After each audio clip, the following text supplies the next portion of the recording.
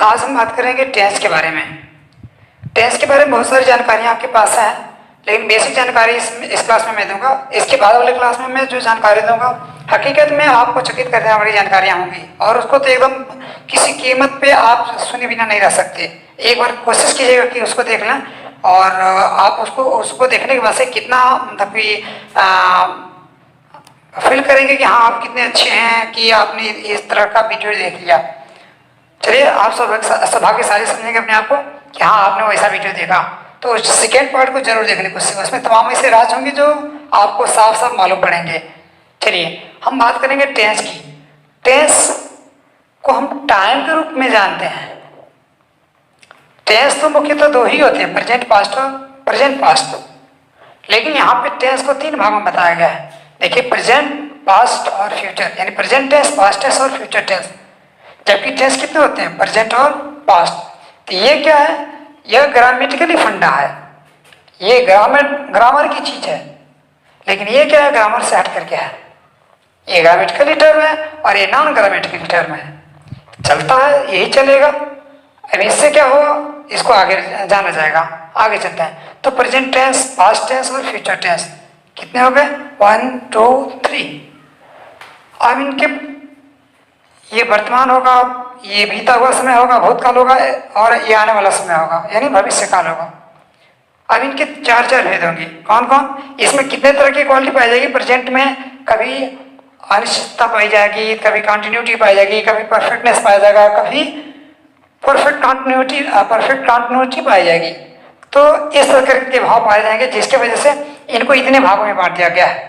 इतने भागों में बांटने का बस एक ही रीजन है कि प्रेजेंट में भी ये चारों तरह के गुण पाए जाते हैं, पास्ट में भी पाए जाते हैं, और फ्यूचर में भी ये चारों तरह के गुण पाए जाते हैं। तो ये चारों तरह के गुणों को व्यक्त करने के लिए इन हेडिंगों के तहत हम स्टडी करेंगे। पहला हेडिंग क्या है? इनडिफिनिट या सिंपल। दूसरा हेडिंग क्या है? कंटिन्यूअस, कंटिन्यूटी पाई जाएगी सब में, सारे टेंस में। उसी को कहते हैं प्रोग्रेसिवनेस पाया जाएगा, यानी उसको प्रोग्रेसिव कहेंगे। उसी को इम्परफेक्ट कहेंगे, परफेक्ट नहीं इम्परफेक्ट, उसको भी कंटिन्यूटी के ही तहत लाया जाता है। आगे उसका अर्थ वही होगा परफेक्ट। परफेक्ट तीसरा क्या होगा? परफेक्ट। चौथा क्या होगा? परफेक्ट कंटिन्यूअस होगा। अर्थात प्रेजेंट की बात अगर हम करें तो प्रेजेंट इंडेफिनिट टेंस, इसी को कहेंगे प्रेजेंट सिंपल टेंस या सिंपल प्रेजेंट। और उसके बाद से present continuous, past present continuous, present perfect, present perfect continuous. फिर से इसको जोड़ लेते हैं पास्ट से। तो पास्ट से जोड़ लेते क्या होगा? पास्ट इंफिनिट, ये इसी को कह लें सिंपल पास्ट या पास्ट सिंपल, इस तरह से कह सकते हैं। इसका नाम ऐसे पड़ेगा। फिर से पास्ट कंटिन्यूअस या past progressive, past perfect, past imperfect, past perfect, past perfect continuous tense. फिर से बारी आती है फ्यूचर की। फ्यूचर इंडेफिनिट या सिंपल फ्यूचर या फ्यूचर सिंपल टेंस। अगला future continuous, future progressive tense या future perfect tense, sorry future imperfect tense, future perfect tense, future perfect continuous tense. तो इस तरह से इसका बंटवारा रहा। ये चार भाग रहे। ये चारों भाग प्रेजेंट में भी, पास्ट में भी, फ्यूचर में भी आया करेंगे। और अगर इन चारों भागों का अध्ययन नहीं करते हैं तो फिर हम टेंस पूरी तरह से जान ही नहीं पाएंगे। तो इन चारों तरह के भागों को हमको जानना पड़ेगा। तो हम इसके बाद सब जानेंगे प्रेजेंट इंडेफिनिट, फिर जानेंगे पास्ट इंडेफिनिट, फिर जानेंगे फ्यूचर इंडेफिनिट। लेकिन याद रखिएगा, सिर्फ हमको इंडेफिनिट जानने में जितना समय लगे, लेकिन इसमें कंटिन्यूअस जानने के लिए, परफेक्ट जानने के लिए, परफेक्ट कंटिन्यूअस जानने के लिए बिल्कुल समय नहीं लगेगा। जितना मैं इसमें 13 पढ़ाऊंगा, इसमें 13 पढ़ाऊंगा, इसको तो मैं पढ़ा दिया हूँ, लेकिन फिर से कोशिश करूंगा एक्सप्लेन करूँ इसके बारे में। तो इतना मैं 13 जो मैं पढ़ाऊंगा, इसमें उतना नहीं पढ़ा पाऊंगा। आगे चलिए बढ़ते हैं। तो प्रेजेंट इंडेफिनिट, पास्ट इंडेफिनिट थोड़ा सा कठिन होगा, लेकिन देखिएगा कितना बड़ा राज इसमें खुल करके सामने आएगा। आगे बढ़ते हैं। अब हम पढ़ेंगे प्रेजेंट इंडेफिनिट, या इसी को कहेंगे सिंपल प्रेजेंट, इसी को कहेंगे सिंपल प्रेजेंट, या इसको क्या कहेंगे? Present indefinite tense. साधारणतः इसका पहचान हिंदी में होता है ताहे तिहे ते हैं। क्या इसका पहचान होता? ताहे ती है ते। जब टेंस के बारे में जाने तो प्रेजेंट पास्ट फ्यूचर जो होता है, तो इस तरह से कर करके हम लोग जब बचपने में थे तो बचपने में एक कहानी याद किए थे कविता के माध्यम से। क्या याद किए थे? है हूँ हो प्रेजेंट जानो थाथी थे पास्ट, है हूँ प्रेजेंट जानो थाथी थे पास्ट, गागी के फ्यूचर जानो लो बच्चों अब टेंस पहचानो। तो टेंस का पहचान यानी है हूँ हो जब भी रहेगा तो प्रेजेंट रहेगा, थाथी थे ये रहेगा तो पास्ट होगा, और गागी के रहेगा तो फ्यूचर होगा। चलिए फिलहाल में हम बात करेंगे प्रेजेंट टेंस में हम देखें कि ताहे तीहे से सेंटेंस आते हैं हिंदी में। ताहे तीहे ते हैं। इंग्लिश में इसका स्ट्रक्चर क्या होगा? सबसे पहले सब्जेक्ट हुआ करता है, सब्जेक्ट वैसे क्रिया होगी, क्रिया या तो यस फॉर्म में होगी, यस या यस फॉर्म में होगी, नहीं तो फर्स्ट फॉर्म में ही होगी, और इसके बाद से क्या होता है? ऑब्जेक्ट होगा। यानी इसका सिंपल रूल बनेगा SVO, यानी subject verb and object. Translation का ये नियम है, यानी subject verb and object. Subject दो तरह के होते हैं, सिंगुलर एंड प्लूरल। सब्जेक्ट दो तरह के होते हैं,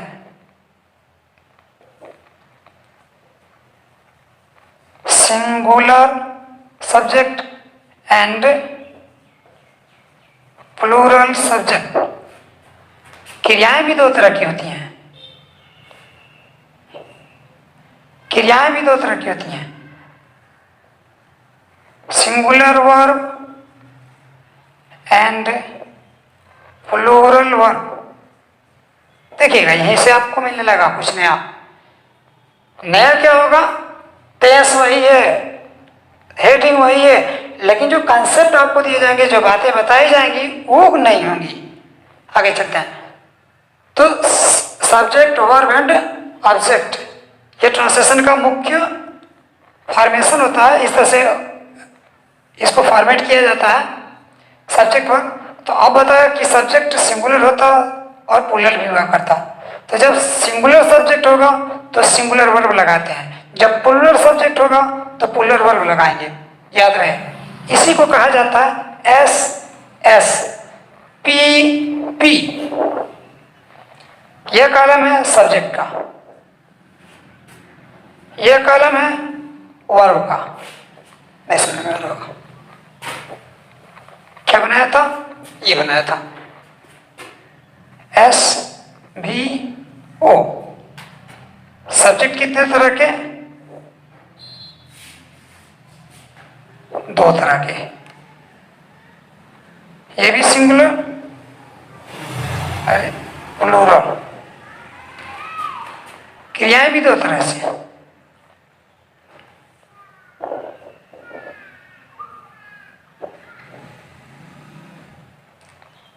singular verb and plural verb. तो singular subject singular verb, singular subject singular, ये सिंगुलर सब्जेक्ट है, सब्जेक्ट सिंगुलर सब्जेक्ट क्या? Singular verb, singular verb, singular verb, plural subject के साथ प्लूरल वर्ब। ये याद हो गया होगा, सिंगुलर सब्जेक्ट के साथ सिंगुलर वर्ब, प्लूरल सब्जेक्ट के साथ प्लूरल वर्ब। ये क्लियर हो गया? इतना याद रखिएगा। तो हमने जाना कि सब्जेक्ट पहले आया करता, और सब्जेक्ट के बारे में जाना कि सब्जेक्ट दो तरह के होते हैं, सिंगुलर और प्लूरल, सिंगुलर और प्लूरल। तो ये आगे भी जाना गया कि क्रियाएं भी दो तरह की होती हैं, क्रियाएं दो तरह की होती हैं, वो भी सिंगुलर और वो भी प्लूरल होती हैं। तो जब सिंगुलर सब्जेक्ट होगा तो सिंगुलर वर्ब लगाएंगे, प्लूरल सब्जेक्ट होगा तो प्लूरल वर्ब लगाएंगे। ये इतना तो क्लियर हो गया। सबसे पहले सब्जेक्ट आएगा तो सब्जेक्ट या तो सिंगुलर होगा नहीं तो प्लूरल होगा। याद रखिएगा, बेसिक क्लास है, छोटे छोटे बच्चे हैं या वही ज्यादा से ज्यादा होंगे तो 8वीं 10वीं के बच्चे होंगे। आगे चलते हैं। तो सिंगुलर सब्जेक्ट के साथ सिंगुलर वर्ब, प्लूरल सब्जेक्ट के साथ, इसी को कहते हैं एस, यानी सब्जेक्ट सिंगुलर तो वर्ब भी सिंगुलर। पी सब्जेक्ट प्लूरल तो वर्ब भी प्लूरल, तो SSPP। ये किसका कॉलम है? सब्जेक्ट का कॉलम है। और यह किसका कॉलम है? यह वर्ब का कॉलम है। तो जब हमारे सब्जेक्ट सिंगुलर और प्लूरल होंगे तो हमारी क्रियाएं भी सिंगुलर और प्लूरल होगी, या सब्जेक्ट और या वर्ब, यानी सिंगुलर सब्जेक्ट के साथ सिंगुलर वर्ब, प्लूरल सब्जेक्ट के साथ प्लूरल वर्ब। ये इतना क्लियर हो गया। अब हमको जानना पड़ेगा कि सब्जेक्ट सिंगुलर और प्लूरल तो हम तो लोअर क्लास से पढ़ते हुए आ रहे हैं, लेकिन अब क्रियाओं को सिंगुलर और प्लूरल बनाना ये जानना पड़ेगा, क्योंकि इसकी जरूरत पड़ रही है। प्रेजेंट इंडेफिनिट का जो स्ट्रक्चर है ये तो आम स्ट्रक्चर हुआ। आम स्ट्रक्चर मतलब ये जनरल सबके साथ ही लगेगा, एस वी यू। जिस टेंस में जाएंगे उस तक उसका नियम लग जाएगा। लेकिन हम जिस टेंस में है, प्रेजेंट इंडेफिनिट में है, तो प्रेजेंट इंडेफिनिट का नियम है कि सब्जेक्ट रहेगा, सब्जेक्ट के पास एक क्रिया रहेगी। तो अगर क्रिया सब्जेक्ट दो तरह के हो गए तो क्रियाएं भी दो तरह की होंगी। तो प्लूरल वर्ब को हम जानते हैं, जितनी सारी क्रियाएं अपने मूल अवस्था में पाई जा रही हैं, फर्स्ट फॉर्म में जिनको आप कहते हैं, वो सारी की सारी क्रियाएं प्लूरल है। जिन क्रियाओं को फर्स्ट फॉर्म में रखा गया है उन सारी क्रियाओं को प्लूरल वर्ब कहा जाना बिल्कुल 100% सही है ही वो। तो जितनी भी क्रियाएं, जैसे गो, प्ले, सिंग, डांस, टीच, राइट, ये सारी क्रियाएं फर्स्ट फॉर्म में है। ये सारी क्रियाएं फर्स्ट फॉर्म में है। तो फर्स्ट फॉर्म की जितनी भी क्रिया हैं ये सब की सब प्लूरल फॉर्म में पाई जाती हैं। इसके बाद से सेकेंड फॉर्म आया करता है, इसके बाद से थर्ड फॉर्म आया करता है, फिर इसके बाद से आईएनजी फॉर्म फोर्थ फॉर्म कहलाया करता है, फिर से इसके बाद से एक और फॉर्म आया करता है, इसको फिफ्थ फॉर्म कहते हैं। जैसे गो, वेंट, गॉन। फिर से उसके बाद से गोइंग, क्रिया में आईएनजी लगा। फिर उसके बाद से कौन सा फॉर्म आएगा? गोज। तो हमको जो यूज करना है जिस क्रिया के फॉर्म को, हमको फर्स्ट फॉर्म और फिफ्थ फॉर्म यूज करना है। तो फर्स्ट फॉर्म क्या होगा? प्लूरल होगा, प्लूरल फॉर्म, ठीक ना। और फिफ्थ फॉर्म क्या होगा? Singular form. अब फिफ्थ फॉर्म फर्स्ट फॉर्म से बनाया जाता है, फिफ्थ फॉर्म फर्स्ट फॉर्म से बनाया जाता है। तो चलिए अब हम बना करके दिखाएं। जैसे हमने गो में ईएस जोड़ दिया, प्ले में अभी देखिएगा प्लेज हो जाएगा, प्लेज हो गया, सिंग्स हो गया, सिंग में इसका आना, सिंग्स एस जुट गया। डांस में एस, डांस है एस जुट जाएगा। टीच है तो टीचेज हो जाएगा। तो कहीं एस जुट रहा है तो कहीं ई एस जुट रहा है, ऐसा क्या है इसको जान लिया जाए। तो आइए फिर से हम ब्रेक होते हैं, थोड़ा सा इसको मिटाते हैं। तो जितनी भी क्रियाएं हैं वो सारी क्रियाएं फर्स्ट फॉर्म वाली और सारी क्रियाएं प्लूरल फॉर्म में हैं। तो अगर हमारे प्लूरल नंबर सब्जेक्ट आएंगे तो प्लूरल नंबर सब्जेक्ट के साथ हम क्रियाओं को वैसे ही रख देंगे, कोई इसमें दिक्कत नहीं। लेकिन अगर हमारे सिंगुलर नंबर सब्जेक्ट आ गए तो फिर हमको परेशानी होगी। तो फिर हमको क्या करना होगा? हम उन क्रियाओं को सिंगुलर बनाएंगे। We will have to change the verb into singular form. हमको क्रिया को सिंगुलर फॉर्म में बदलना पड़ेगा। किस तरह से बदलेंगे सिंगुलर फॉर्म में? या तो उसमें एस जोड़ना पड़ेगा या ई एस जोड़ना पड़ेगा। अब कहाँ एस जोड़ा जाएगा क्रिया में और कहाँ ई एस जोड़ा जाएगा? क्यों जोड़ेंगे जरा ये बताइए, क्यों जोड़ेंगे? क्रिया में एस या एस जोड़ेंगे तो क्यों जोड़ेंगे? तो कहेंगे कि जब भी क्रिया में एस या ई एस जोड़ा जाता है तो वह क्रिया सिंगुलर हो जाती है। तो make the verb singular, it means when S और एस आर एडेड, एस और एस को जब जोड़ा जाता है, एस अथवा एस को जब जोड़ा जाता है वर्ब में, तो verb is in singular form. तो क्रिया क्या होती है? सिंगुलर फॉर्म में होती है। तो सिंगुलर फॉर्म में क्रिया हो जाएगी। अब किसके साथ? सारी क्रियाओं में एस जोड़ लेना, लेकिन अभी देख रहे हैं जिस क्रिया का अंत सी एस से हुई, ठीक है, ओ से हुई, सिंगल एस से हुई, डबल एस से हुई, एस एच से हुई, एक्स से हुई और वाई से हुई, ओ आई, जेड से हुई, तो इन क्रियाओं में एस जोड़ेंगे। इन क्रियाओं में एस जोड़ेंगे।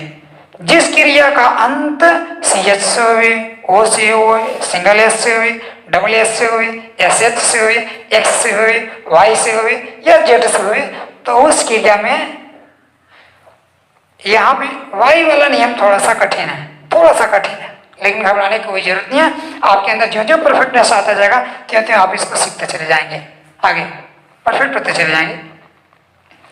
तो हमने देखा कि या तो एस जोड़ेंगे नहीं तो ई एस जोड़ेंगे क्रिया को सिंगुलर बनाने के लिए, तो हमको सिर्फ ये रूल सिखाया गया ई एस जोड़ेगा, हमें ई एस जोड़ेंगे जिन क्रियाओं का। जरा देखें कि वो कौन कौन सी क्रिया है।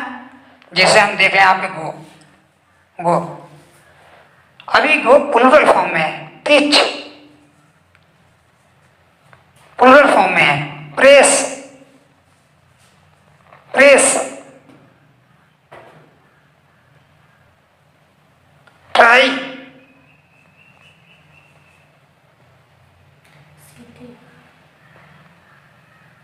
होनी है। चलिए इन्हीं को देख लेते हैं। इन क्रियाओं के अंत में आया क्या है। ये सारी क्रियाएं जितनी भी क्रियाएं फर्स्ट फॉर्म में होंगी, जिनको कहते हैं खेलना, पढ़ना, रोना, सोना, दौड़ना, खाना, आना, जाना, पढ़ाना, पढ़ना, तो ये सारी क्रियाएं फर्स्ट फॉर्म में है। इन क्रियाओं को हम कहेंगे कि क्रियाएं प्लूरल फॉर्म में है, फर्स्ट फॉर्म में है, और इनको सिंगुलर बनाना है तो इसमें ये जोड़ेंगे इन क्रियाओं में। क्यों? क्योंकि इसका अंत ओ से हुआ है। देखिए ओ से तो सी एच से हुआ है, सी एच से हुआ है, डबल एस से हुआ है, वाई से हुआ है, तो यही कारण बन रहे हैं कि इसमें ई एस जोड़ा जाएगा। अब इसको बनाना होगा सिंगुलर किस तरह से, एस जोड़ के नहीं, ई एस। गोज, टीच है इसमें ई एस जुड़ जाएगा, टीचिज। प्रेस है तो प्रेसेज, ट्राई है तो इसको इस तरह से बनाएंगे, टी आर वाई को हटाएंगे तो आई जोड़ेंगे और ई एस जोड़ेंगे, ट्राइज। ये ख्याल रहे हमेशा जब भी जिस क्रिया के अंत में वाई आए और उसके पहले कॉन्सोनेंट आए तो कॉन्सोनेंट के आने के कारण उसको उसमें ई एस जोड़ा जाएगा। तो वाई हटाएंगे तो वहां पे आई आएगा और उसके बाद ई एस जोड़ लेंगे तो हो गया ट्राइज। समझ में आया? आपने ई एस क्यों जोड़ा या एस क्यों जोड़ेंगे? तो क्रिया को सिंगुलर बनाने के लिए। किस लिए क्रिया को सिंगुलर बनाएंगे? किस लिए क्रिया को सिंगुलर बनाएंगे? क्रिया को सिंगुलर बनाएंगे सिंगुलर नंबर सब्जेक्ट के साथ यूज करने के लिए। क्रिया को किस लिए सिंगुलर बनाएंगे? सिंगुलर नंबर के साथ उसका यूज करने के लिए। और इसको हम मिटाते हैं, हमने ये दिखा दिया। अब हम आगे बढ़ते हैं कि इन क्रियाओं का यूज किस तरह से करेंगे। जरा अब ट्रांसलेशन की ओर आगे बढ़ा जाए। देखिएगा सेंटेंस कितने तरह के होंगे, सेंटेंस को भी जान लें। Affirmative sentence, negative sentence, interrogative first type, interrogative second type, इसी को डब्ल्यू एस टाइप भी कहेंगे, डब्ल्यू एस टाइप। इसको yes no, yes oblique no answer type. इसी फर्स्ट टाइप को कहेंगे yes no answer type interrogative, second type को कहेंगे डब्ल्यू एस टाइप, ठीक है। तो ये इंट्रोगेटिव, अफर्मेटिव, निगेटिव, इंट्रोगेटिव, इसमें जो रूल है, रूल बदलता पग पग पे इसमें रूल बदलेगा। आपको तो दिक्कत होगी, जरा देखा जाए कहाँ कहाँ रूल बदलेगा, वो पग देखे जाए। अब ये पग पग मैं बोला अफर्मेटिव, अफर्मेटिव का रूल ये है, अफर्मेटिव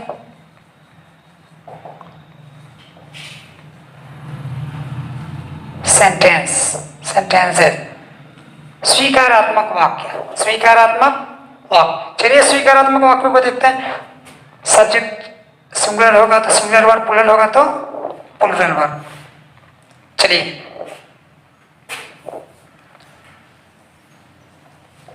वह क्रिकेट खेलता है।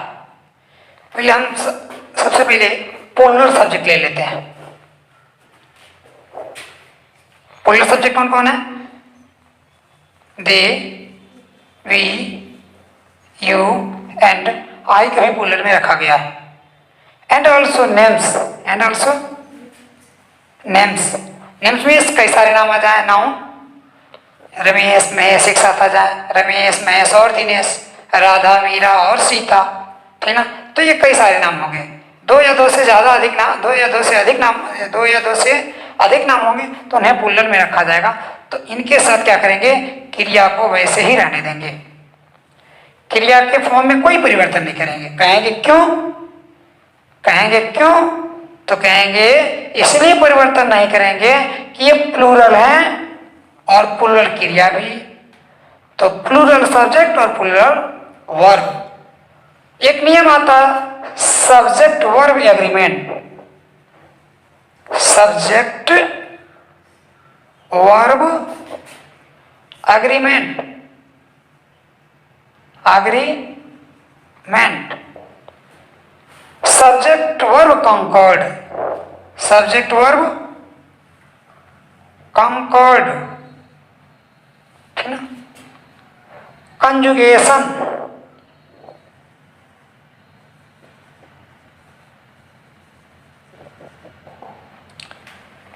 याद रहे सब्जेक्ट वर्ब एग्रीमेंट, यानी कर्ता और क्रिया ये दोनों के दोनों राजी हैं कि नहीं राजी हैं, ये ख्याल करना पड़ेगा। देखिए अभी टेंस नहीं, उसके सेंटेंस नहीं आए, लेकिन उसके पहले जो उसके टर्म एंड कंडीशन है उसको हम जानने की कोशिश करें, बहुत बेहतर तरीके से हम चलने की कोशिश करेंगे।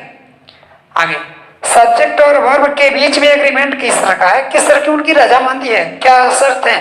तो वर्ब सब्जेक्ट ने कहा कि देखो भाई अगर हम सिंगुलर रहेंगे तो तुमको भी सिंगुलर हो जाना पड़ेगा, अगर हम प्लूरल होंगे तुमको भी प्लूरल हो जाना पड़ेगा, क्रिया भी स्वीकार कर ली। तो इसलिए सब्जेक्ट एंड वर्ब दोनों में क्या है, एग्रीमेंट है, रजामंदी है, दोनों राजी हैं। तो इनकी रजामंदी, इनकी जो शर्तें हैं इनका पालन करना पड़ेगा। पालन करेंगे, चलिए आए। फिर कंकड़ का भी वही अर्थ होगा और कंजुगेशन का भी, इनका आपसी तालमेल।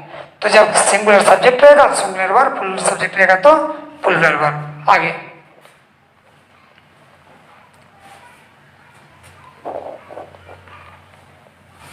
तो हमने देखा ये थे सब के सब प्लूरल,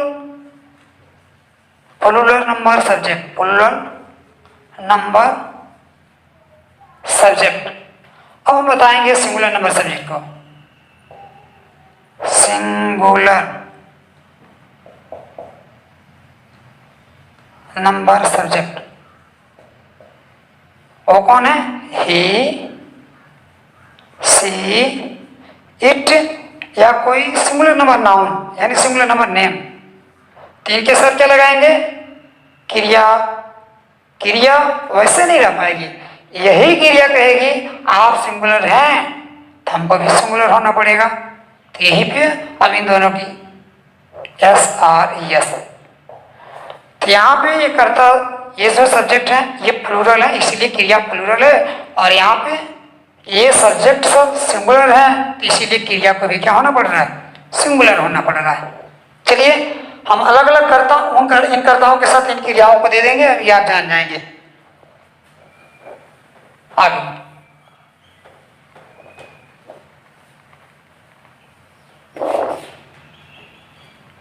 अब और थोड़ा सा जाना है,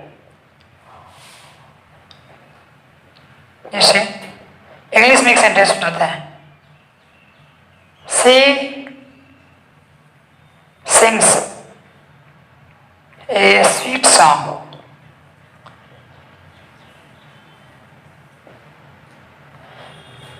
ये कैसे बन गया ये अभी मैं बता ही रहा था। अभी हिंदी सेंटेंस आएंगे, लेकिन उससे पहले कि मैं कुछ आपके सामने कुछ डिस्कस करूं और वो खास बातें होंगी, उन खास बातों को जानने की कोशिश करें। देखिएगा, she sings A sweet song, ये क्रिया है। जब भी कोई क्रिया फर्स्ट फॉर्म की हो या सेकेंड फॉर्म की हो, जब भी कोई क्रिया फर्स्ट फॉर्म की हो या सेकेंड फॉर्म की हो या फिफ्थ फॉर्म की हो, यानी सिंगुलर नंबर सब्जेक्ट हो या प्लूरल नंबर सब्जेक्ट हो या सेकेंड फॉर्म की क्रिया हो, तो ये क्रियाएं जब अपने सब्जेक्ट के बाद आया करेंगी तो ये क्रियाएं अपने कर्ता की आदत बताएंगी। बहुत खास बात आपने सुना, याद रखिए, फिर से सुन लीजिए।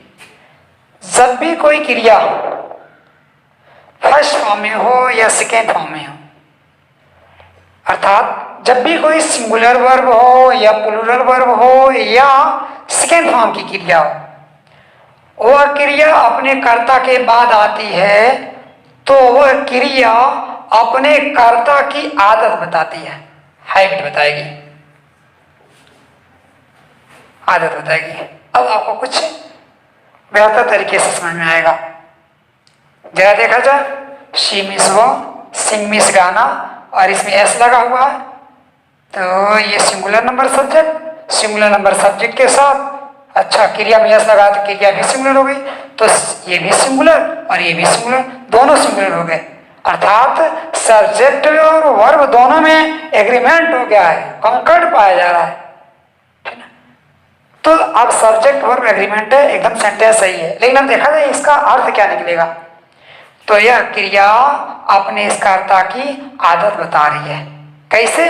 अभी बताया कि जब कोई क्रिया सिंगुलर फॉर्म में अथवा पोलर फॉर्म में या सेकेंड फॉर्म में हो, तो वह क्रिया अपने कर्ता की क्या बताएगी? आदत बताएगी।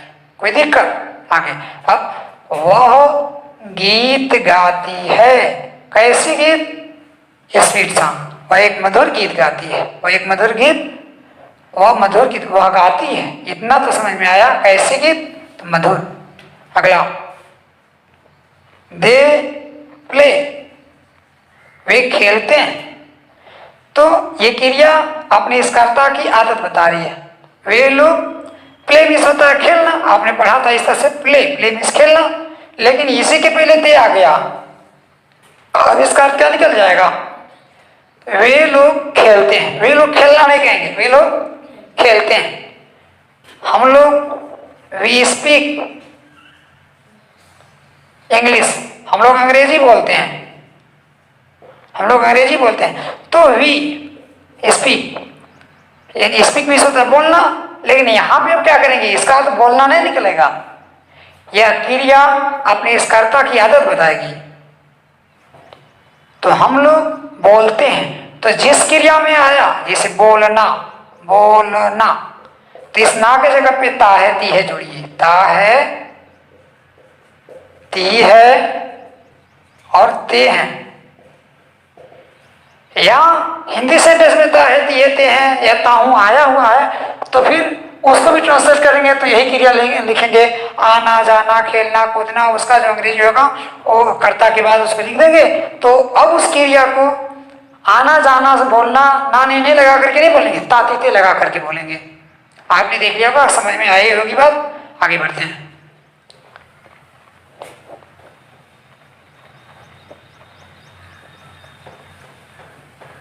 यहां पे अगर कंसेप्ट आपका क्लियर हो गया, समझ जाइए कि आपने बहुत बड़ा काम कर लिया। आगे हम लोग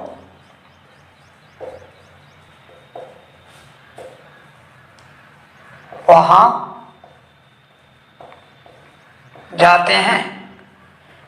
हम लोग का इंग्लिश देखिए क्या बनेगा, ये सब्जेक्ट, तो हम लोग का इंग्लिश बनेगा वी, अब पहले इधर का फिर इधर का, फिर उसके बाद से अगर वही होगा कुछ तो स्टेप बाय स्टेप ऐसे करके बढ़ते हैं। वी जाना, देखिएगा ये जाते आया, जाते का तो कोई अंग्रेजी नहीं पता किसी को, लेकिन जाते में ता तीते की जगह पे ना लगाइए, तो जा में ना लगाइए तो हो जाएगा जाना। जाना के लिए मालूम है गो, वी गो, वी गो, हम लोग जाते हैं। कहाँ? वहां, वी गो देयर। वो वे लोग यहाँ आते हैं, वे लोग यहां आते हैं। तो वे लोग का इंग्लिश क्या बन जाएगा? ते,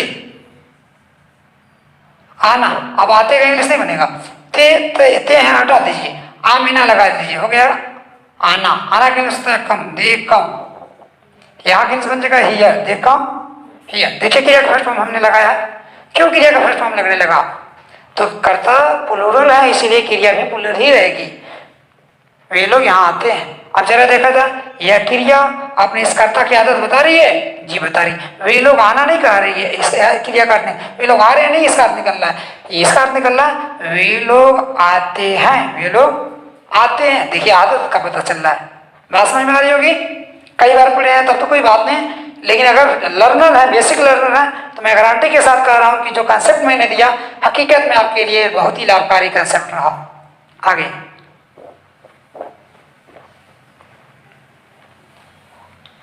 अब थोड़ा सा सिंगुलर नंबर सब्जेक्ट ले लिए जाए। वह यहाँ आती है, वह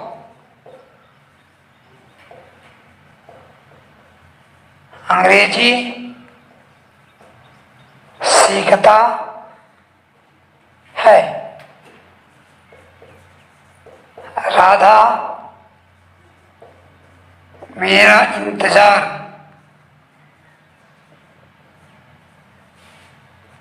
करती है। चलिए देखा जाए इसको बनाया जा। देखिए मेरा भाई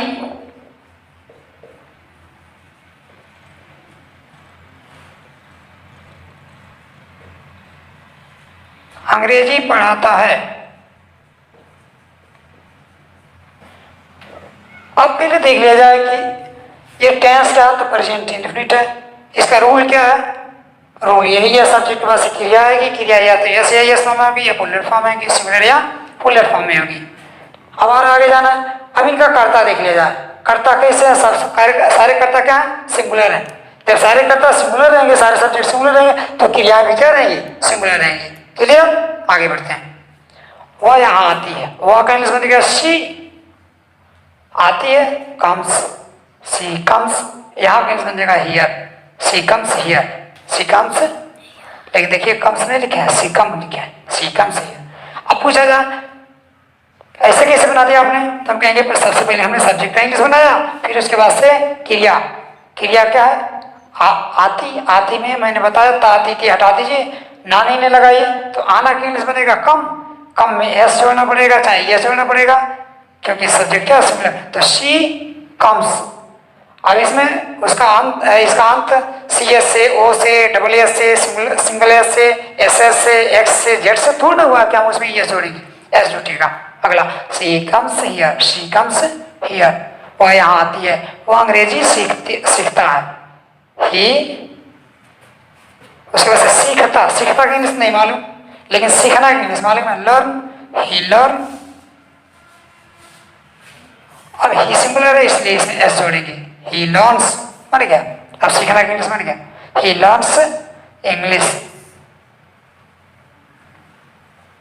हमने यहाँ पे ई को कैपिटल क्यों लिखा? प्रॉपर नाउन है। प्रॉपर नाउन को क्या कैसे लिखा जाता है? जहां भी नहीं प्रॉपर नाउन हमेशा कैपिटल लेटर से लिखा जाता है। चलो एक बार और फिर से यहाँ क्लियर कर लें कि यहाँ पे ही को कैपिटल क्यों आपने लिखा कैपिटल लेटर से। तो ये सब्जेक्ट है, सेंटेंस का पहला अक्षर, सेंटेंस का पहला अक्षर सब्जेक्ट नहीं, सेंटेंस का पहला जो अक्षर होता है वो कैपिटल लेटर से होगा। यहाँ सब्जेक्ट रहे, चाहे एडवर्ब रहे, चाहे कोई क्वेश्चन वर्ड रहे, तो सबके सब कैपिटल लेटर से उनके पहले अक्षर होने चाहिए। अगला यहाँ पे यस क्यों, सॉरी ई क्यों। अगला राधा मेरा इंतजार करती है। राधा मेरा इंतजार करती है। राधा वेट्स। ऐसा कैसे हो गया? हमने बनाया राधा का इंग्लिश। अब इंतजार करना का बने कि इंतजार का बने? नहीं, इंतजार करना के इंग्लिश से वेट होता है, राधा वेट। लेकिन राधा सिंगुलर है इसलिए इसमें एस जोड़ेंगे तो बन जाएगा राधा वेट्स, रेट्स, वेट्स माई। मेरा इंग्लिश तो माई होता है, माई लगाते हैं नहीं, माई लगाते हैं नहीं, फिर क्या लगेगा? ऑब्जेक्टिव केस में है, इसीलिए यहाँ इसका ऑब्जेक्टिव केस बनेगा मी। माई का objective is me, Radha waits me. अब यहाँ पे एक बात और समझनी है, जब भी वेट के बाद से अगर कोई ऑब्जेक्ट आता तो फुल स्टॉप लग जाएगा, सॉरी ऑब्जेक्ट नहीं आता तो फुल स्टॉप ऐसे लग जाएगा। लेकिन अगर ऑब्जेक्ट नहीं, ऑब्जेक्ट आ गया तो वेट के बाद से फॉर लगाते हैं, प्रीपोजिशन फॉर लगेगा, तब जाकर के वो सब्जेक्ट को लिखा जाएगा। क्लियर हुआ? यानी अगर वेट के बाद से फुल स्टॉप लग जाता, वेट के बाद से सेंटेंस में कोई दूसरा सब्जेक्ट शब्द ना होता, तो फिर इतना ही पे हम क्या कर देते, फुल स्टॉप लगा देते, आगे कोई दिक्कत नहीं होती। लेकिन यहाँ पे ऑब्जेक्ट आया हुआ है तो due to this we will have to add preposition for. यहाँ पे फॉर को जोड़ा गया तो इसके कारण जोड़ा गया। क्लियर हुआ?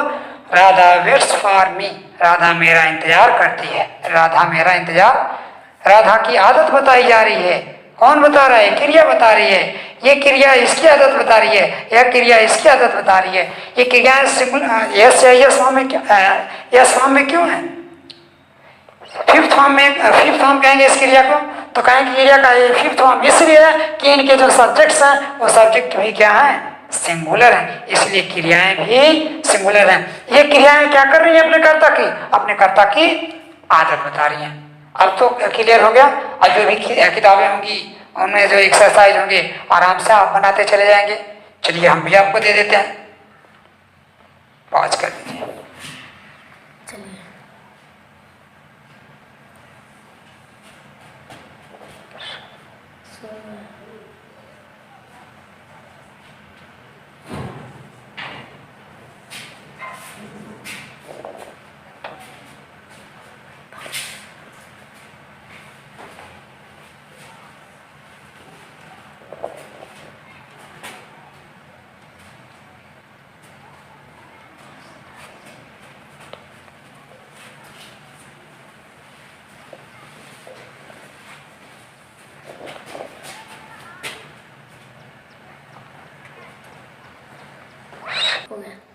आप देख रहे होंगे यहाँ सब्जेक्ट है, यहाँ पे भी सब्जेक्ट है। ये सब्जेक्ट सिंगुलर है और ये सब्जेक्ट ये सब्जेक्ट प्लूरल है और ये सब्जेक्ट सिंगुलर है। सिंगुलर सब्जेक्ट, इनके साथ तमाम सारी क्रियाएं दी गई हैं, इन कर्ताओं के साथ भी क्रियाएं दी गई हैं। अब आपको ध्यान में क्या रखना है? एक्सरसाइज देने के लिए मैं इस तरह से चार्ट बना रहा हूँ कि दे के साथ सारी क्रियाओं को लगा दीजिए। किस तरह से लगाएंगे? They bring, they sing, they read, they dance, they play, they teach, they like, they abuse, they beat, they buy, they beat, they write. अब भी लगाएंगे। We bring, we sing, we read, we dance, we play, we teach, we lie, we abuse, we beat, we buy, we meet, we write. यूपी ऐसे लगा लेंगे और उसका हिंदी भी लिख लेंगे। आगे बढ़ते हैं। ये जब सिंगुलर सब्जेक्ट है तो क्रियाएं भी सिंगुलर होनी चाहिए। ये प्लूरल है और ये भी प्लूरल है, ये भी प्लूरल है, तो प्लूरल सब्जेक्ट क्रियाएं भी प्लूरल, तो पीपी का रूल यहाँ पे काम कर रहा है।